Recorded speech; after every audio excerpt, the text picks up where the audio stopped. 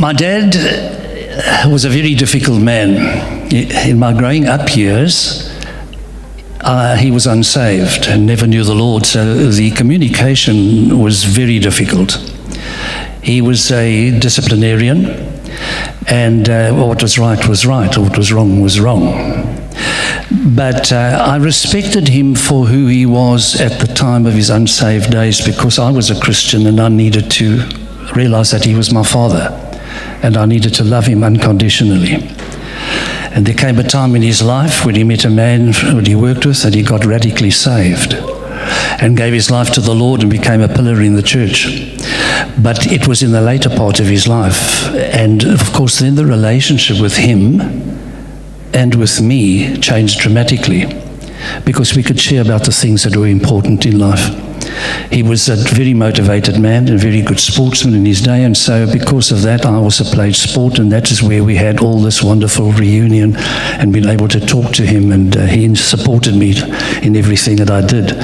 So yes, it was difficult in the beginning, but when Jesus comes in, doesn't it? It makes a difference. You've experienced that, I'm sure, in your life.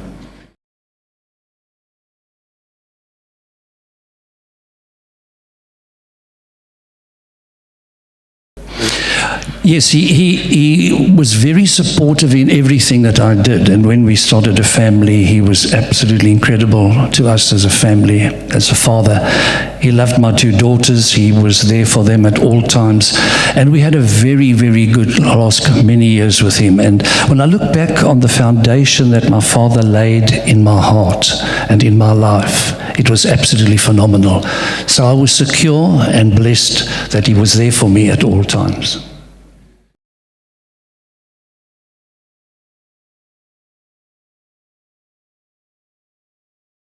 When I retired in 2018, the Lord said, you're not retiring, but you're going to be retreaded, and you're going to start doing things for the kingdom. And so after all the years that I've coached rugby, I've had a marvelous, and I want to emphasize, a marvelous opening to all the boys that played under me. It's been absolutely remarkable. So what I do is that every day for the last 4 years, and it's every day, Monday to Sunday, I send out Christian messages to over 30 of them every day, and I share Christ with them. And I want to tell you, I could sit here for hours telling you what God is doing in their life. Things have happened dramatically, and it's been a wonderful journey because they haven't experienced the love of their Father in their life. Out of about 30 that I minister to every week, I would say 25 have never had a relationship with their father, quite easily. My dad's in the home. He'll pay for me to go to varsity, because they're all at varsity at the moment, and some are working all over the country. 25 have never had a relationship with their dad. They don't understand what it is to be loved by their father. And therefore, it's been a journey that's been very difficult. They've lived in a world that is totally sinful, and done things that they have shared with me that has been absolutely frightening. And yes, they have wanted to have a father in their life that could be there for them, to love them and to be secure and to be able to talk to them when things were difficult. And so I want to say to the church this morning, gentlemen, the message I leave with you here this morning is, what about you? What about that neighbor that's father died and he needs a mentor? What about your nephew?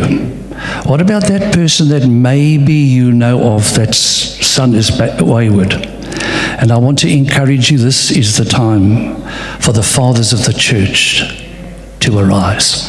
This is the time that I want to encourage you, because I want to tell you, the word says, one will sow, the other will water, but God will give the increase. And I'm going to tell you that whether you just phone that person or just encourage him to go for coffee or whatever it is, the word shall never return void. And I want to encourage you this morning. This meeting is very important for the gentlemen of this church. Be encouraged this morning. As you take this challenge, let us become men that can influence the life of the youngster that need Christ.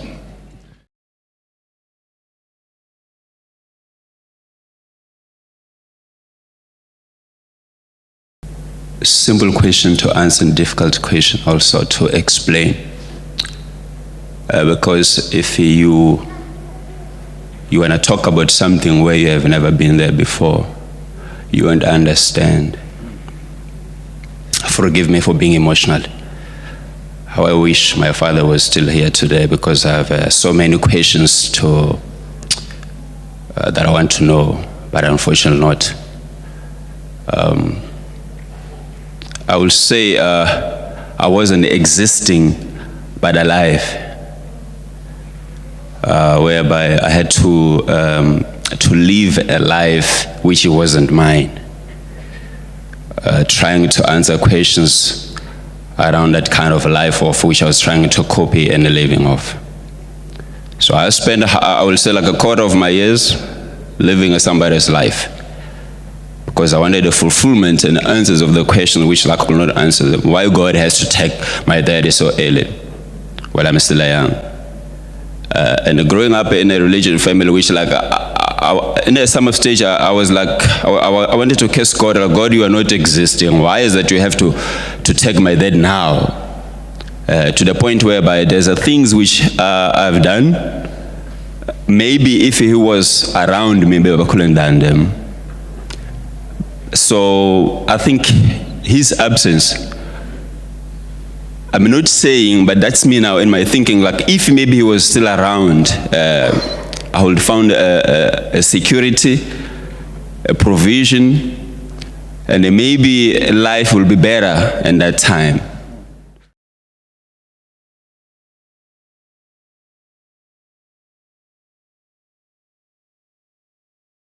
I think that's when now the answers are found them. Because inside of me, the spirit of a father become alive. So everything what happened in the past, I did not understand why my father is not here with me.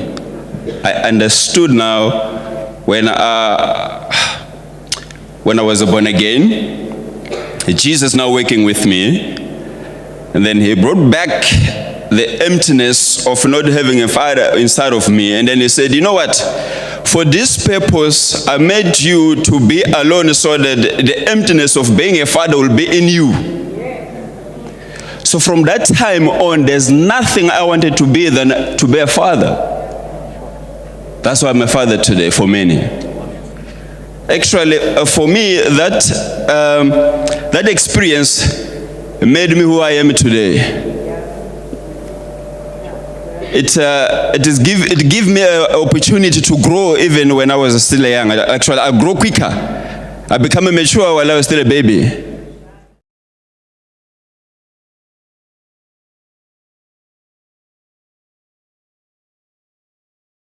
I think it was in 2016. 2016, being excited about what I was doing, actually being very happy. You know, when you do something and then you see the fruits of it, you're getting excited. But the form of excitement was cut short because I got a phone call from one young man from Mpumelelo. He called me, he says, Coach, I'm calling you from a prison. I was like, from prison? What are you doing there? He says, man, I've been stuck here for the next 15 years. I was like, oh no. God, it is not you. You can't do such a thing for me. You brought me in this place, and then people that are like praising the good work that you're doing among the youth of Mpumelelo. Here now, I have to explain why this young man is in a prison. I don't know, should I go forward or should I stop this? I said to him, well, you know what, man, I think you need to pay a price for your action. 15 years is nothing, but I want you to remember that there's a God in heaven.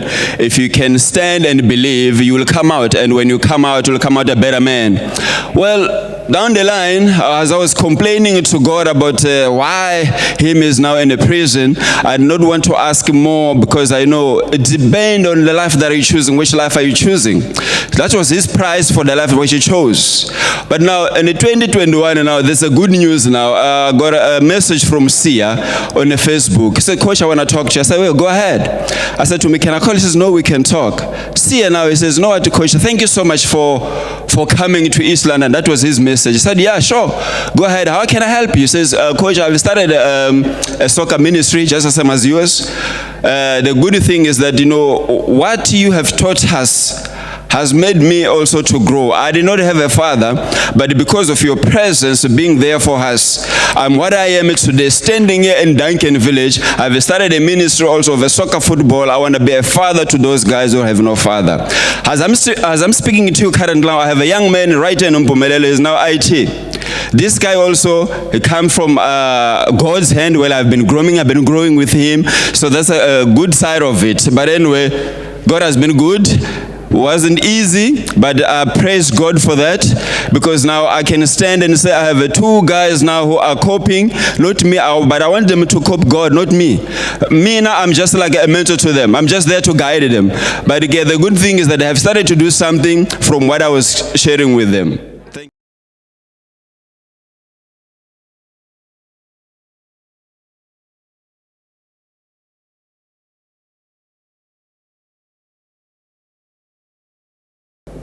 It was very difficult for me at the time, as I had to cope with my own emotions, my own loss, and then you have two children that look up to you. In the beginning, right after passing away, it was easier because there's a lot of support, there's a lot of people that are there around you, and it only hits you when those people are away and you are now alone with two small daughters. And the first thing that hits you is that there's a lot of things that happens behind the scene that woman does that you don't have a clue of, and now you are faced with this. Like my wife was I can say a much more combative person than I am. If the kids come from school and they complain, they feel they've been bullied or so, she will go to that schoolmaster and give him a piece of her mind. While I am much more, I will listen to you and just hope it goes away. So those are things that you need to deal with. But I think the way I grew up if I listen now, I was privileged to grow up in a home with a mother and a father all the time there. My father was there. He was always there.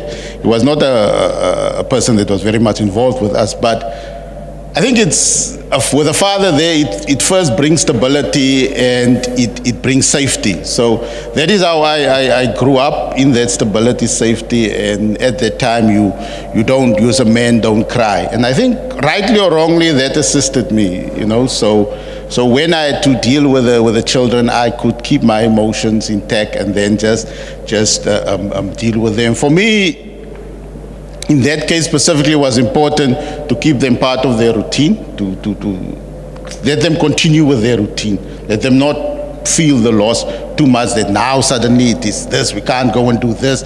It's like school, sports, going to parties. Let's continue that routine. I think also what assisted me a lot at that time was we went for Christian counseling, myself and my oldest daughter, and that helped a lot. I can always recommend that. And I think as I'm alone here, if I can say that. The family is 600 kilometers away from about 1,000 kilometers away from me. So I'm alone here, and so you need to cultivate also a new family. I've always been part of a cell group, and I can't stress that enough in how that has also helped and supported.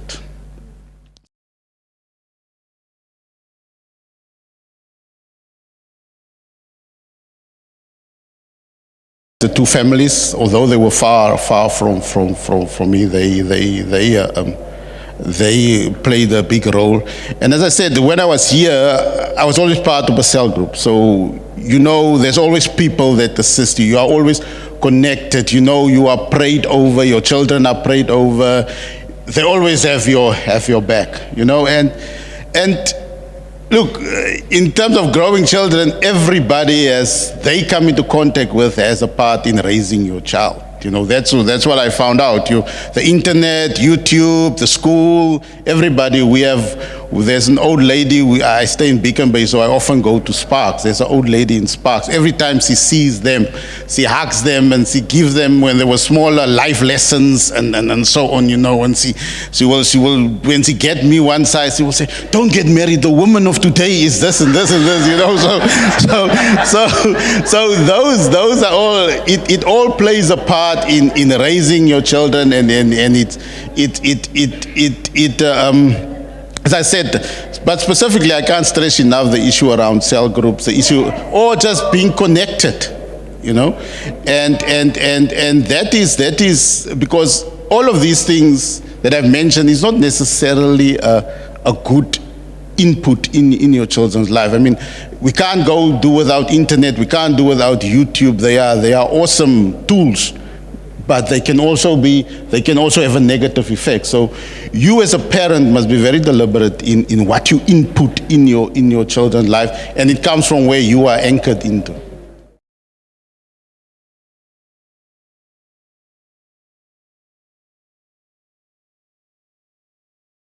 One need to be selfish, and you need to look at yourself first, right? And for me, it was where are you anchored in as a person?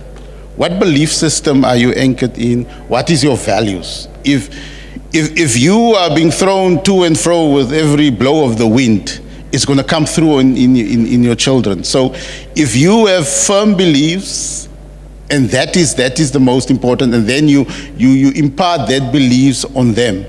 As they grow up, you need to be more flexible, but you need to be flexible in those beliefs, right? My oldest one only got a cell phone when she was 16. The youngest one had a cell phone when she was 10 or so. So those you sometimes need to be flexible in that, and be deliberate what you impart on your children's lives. Be very, very deliberate, because specifically what's happening out there now, and it comes down to an identity issue, you know. Impart on the children from the beginning what is their identity.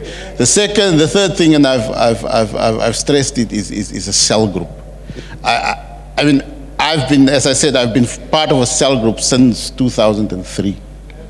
It is so important to be part of a cell group. I'm currently part of Louis and Lorraine Governor's cell group. And I mean, it's just awesome. There's children that form part of the cell group, and they are also there. Sometimes what we discuss might go over their head, but it's a seed that gets planted, and that they always can come back to. The Holy Spirit will remind them about what was said on that day and that day. So those are all important, and I mean, there's no secrets in raising children. Communicate with your children, show them warmth. Specifically, if you have daughters, I probably failed in that sense, because my oldest daughter always say, if you hug me, it feels like sometimes you'll get more warmth if you hug a wall, you know. So I think that's I blame how I grew up. I blame that on how I grew up. I think, yeah, one of the most important things is pray over your children. You know, pray consistently. If you don't know what to pray over them, I pray over them Jeremiah 29 verse 11, the thoughts that I think about you. So that means you are praying in line with the Lord.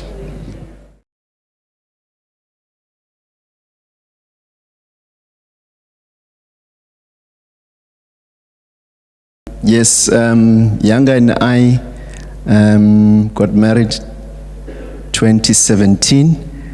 We have 2 daughters. Yeah, it's just a joy. We met in Queenstown, and then we decided to move to East London. I mean, we have our eldest daughter who is now turning 3. She just has her personality, so I'm the only gentleman in the house. And yeah, it's just a joy.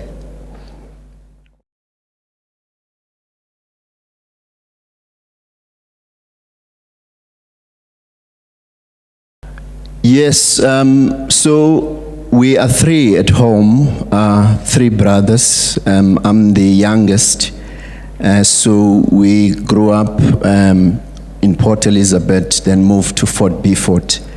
And as far as I can remember, as early as primary, I don't remember my dad being in the house. So we grew up, my mother being the only parent in the house. It had its advantages and disadvantages. There were things that you would go to school and come back and people talk about their fathers, what they've done with their fathers, and you have no point of reference for that. So as a child, it kind of makes you feel a certain way. But my mother was very loving, and she was very supportive of us, and she allowed us to look out for people who could be role models. And we had a number of uncles in my family who came, and whenever we needed to talk about things that directly dealt with issues relating to male, so there was always a male figure around us. But that sense of not having a father has actually made us to ask more questions. Was I responsible that my father is not there? You know, it gives a child a lot of insecurities, and but I'm grateful because when I got born again, I had a number of male who just were willing to take on the role and very, give you that assurance. So, yeah, it was beautiful. But I credit my mother for that because at no stage has she allowed us to discuss the issues of our father's absence, and she always told us that if you have any questions, you can go to your father and discuss it with him. So she was not bad-mouthing our father at any point. So any questions that we wanted to ask, she was willing to say, you can go to the father and ask the questions, which I think was very brilliant of her.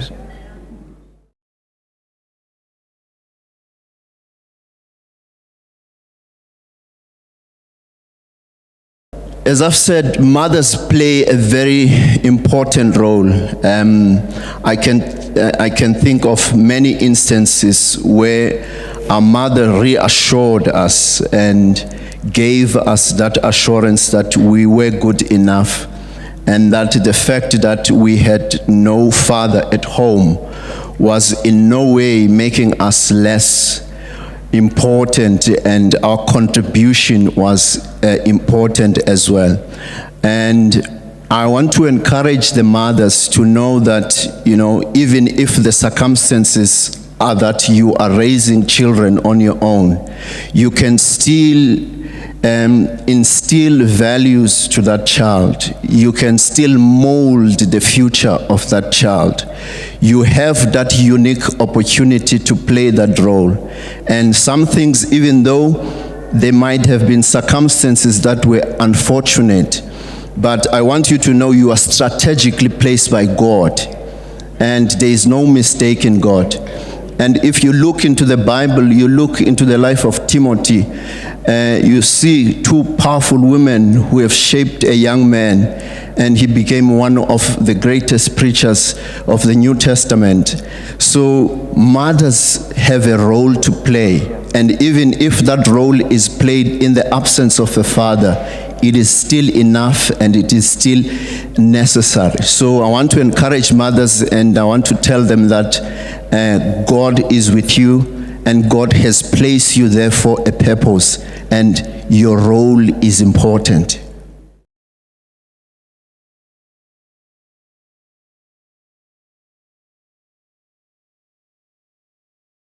Yeah, role models play a very important role. Remember, when you grow up without a father, firstly, you don't understand the conversation. Sometimes you don't know how to even approach a person to ask. You don't know whether this is a sensitive issue. You don't know whether you're allowed to ask some of these questions. But what I found to be more comforting is when men recognizes your situation, that you are without a father, and they approach you and they make you feel comfortable to ask any questions. They make the environment so easy and friendly for you, and it opens you up, and it allows you to be transparent, and it allows you to give out as much in terms of the questions that you are asking, not only about life, but about yourself as well. So I cannot overemphasize. Sometimes we wait for people to come to us and say, can you help me, mentor me?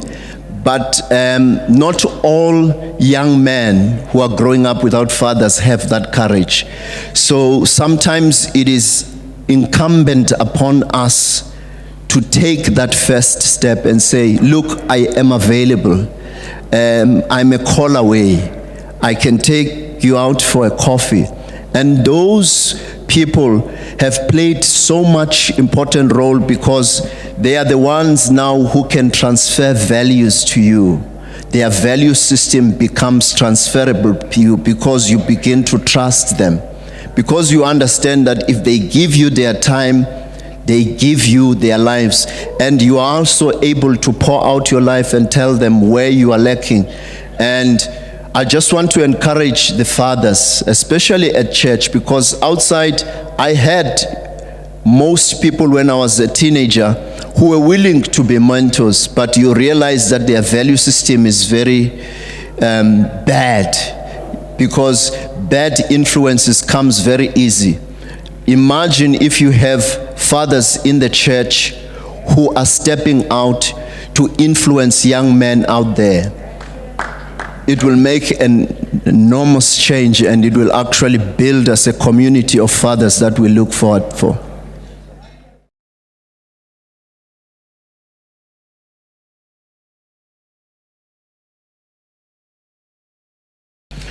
I think the first thing that I would say to children who are growing up, either being raised by a single mother or a single father, is that you are not responsible for that situation. The fact that your parent decided not to be involved in your life, it is not your fault. I think once we make that a reality for a child, that your father's decision not to be involved is not your choice, it is his choice. And also, the fact that you are raised by a single parent does not necessarily mean that the dreams that God has placed in your life cannot be fulfilled. And there are so many people, countless people that God is going to bring your way who are going to assist you and help you in your journey. As long as you keep your head up and know that God is ultimately your parent and your father, you will achieve anything you set yourself to achieve.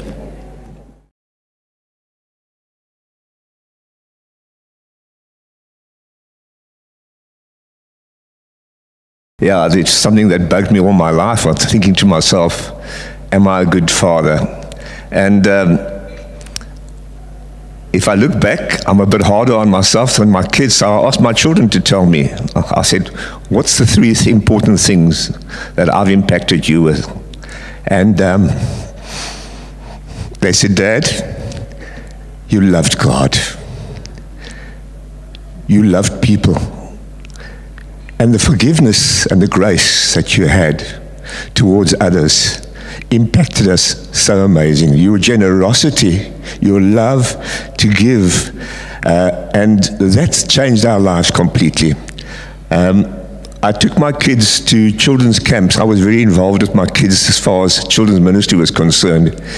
And having said that, I was a disconnected father initially, where when I started my business, I ran my legs off on the treadmill until my son turned 12, and he said to his mom one night, I was out every day, every night, doing business. He said to his mom, Mom, why can't Dad be like every other dad? She said, what do you mean? She said, Dad's never around. He's always out. Madeline shared that with me. I was devastated. I decided to make a difference. Every school holiday, changed for us. I bought a caravan and a combi and a boat. The Lord had blessed us in business, but now was making sure that I would sow into my children's lives. And every school holiday we went away with it. We spent amazing, awesome times together. And so if I think of that, what you just mentioned, the time, initially I didn't spend time with them. I was so busy trying to produce and provide for them. And God had to actually arrest me and do what he did, because my dad was exactly like that, and I copied my dad for a very long time. So that is my legacy I left them, the time and the love and the joy and which we could play together.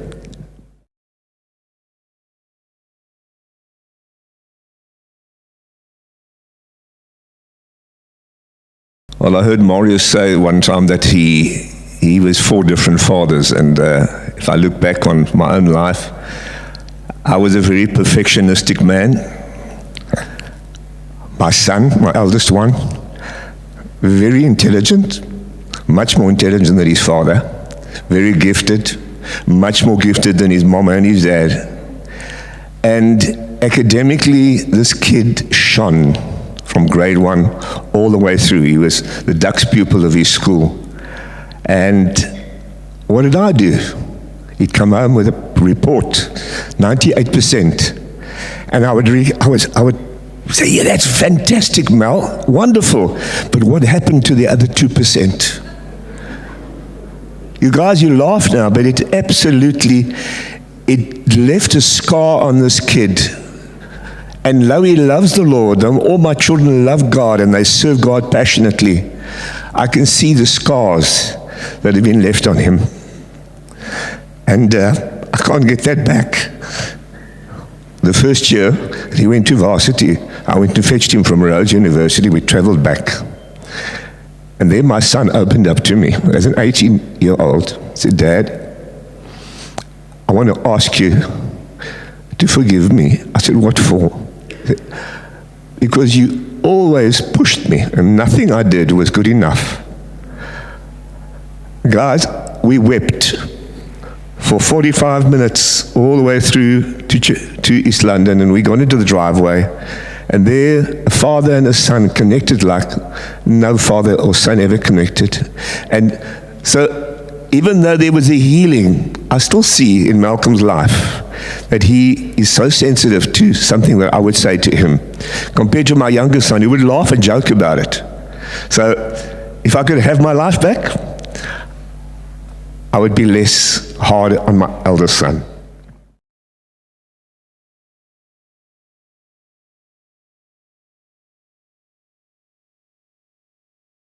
I think one of the things is that children learn what they live. And I knew that if they wanted to know Jesus, I had to be Jesus to them. I had to not just tell them what to do, I had to show them by example. And so I've tried to instill in my children's lives that I'm a protector, I'm a provider, I'm a lover of their mother, I honor their mother. I want to say this to you mothers, you guys are magnificent. If it wasn't for you mothers and the grannies in our audience here, my wife and her mum were amazing, awesome supports and encouragements. And so that's one of the things I would say is that show your children that God is real. Show the children that you are real.